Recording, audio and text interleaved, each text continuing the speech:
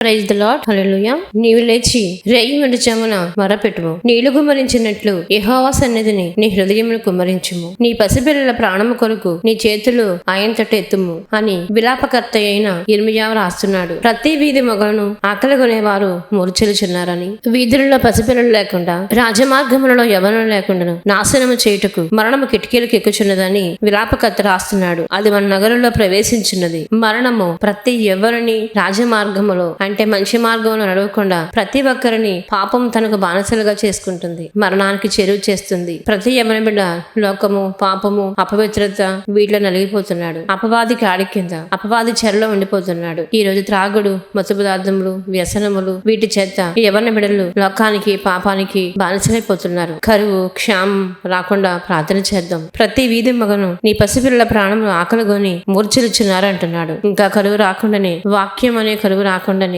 చిన్నప్పటి నుంచి తల్లిదండ్రులపై తిరుగుబాటు చేసేవారు ఈ రోజు ఎంతో మంది తిరుగుబాటు చేసేవారుగా ఉన్నారు. ఈ రోజు మన బిడ్డలను రక్షించుకుందాం. క్షామం నుంచి, మరణం నుంచి, కరువు నుంచి, సాతానిక కాడి నుంచి, సాతానిక కబంధ హస్తముల నుంచి మన బిడ్డలను రక్షించుకుందాం. రేయి మొదటి జామున లేచి దేవుని సన్నిధిలో మొరపెడదాం. సాయంకాలం 6 గంటలు మొదలుకొని 9 గంటల వరకున్న సమయాన్ని రేయి మొదటి జాము అంటాము. ఈ లోకం అస్తమించబోయే సమయం వస్తుంది. ఈ లోకం ముగింపు రాబోయే సమయం వస్తుంది. ఈ లోకం ముగించేటప్పటికి మన బిడ్డలు లోకంలో ఉండాలా? లోకంలోను పాపంలోను ఉంటే నరకానికి పాత్రలు అవుతారు. ఈ రోజున మనము దేవుని సన్నిధిలో ప్రార్థన చేద్దాం. రేయి మొదటి జాములో మనం ప్రార్థన చేద్దాం. ఇంకా రేయి పూర్తి కాకుండానే, అస్తమయ సమయం ఇంకా పూర్తి రాకుండానే, ఇంకా రాత్రి అనే కాలము, శ్రమ కాలం రాకుండానే మనము ప్రార్థన చేద్దాం. మన బిడ్డలు రక్షించుకుందాం. కలువు నుండి, శ్రమల నుండి రక్షించుకుందాం.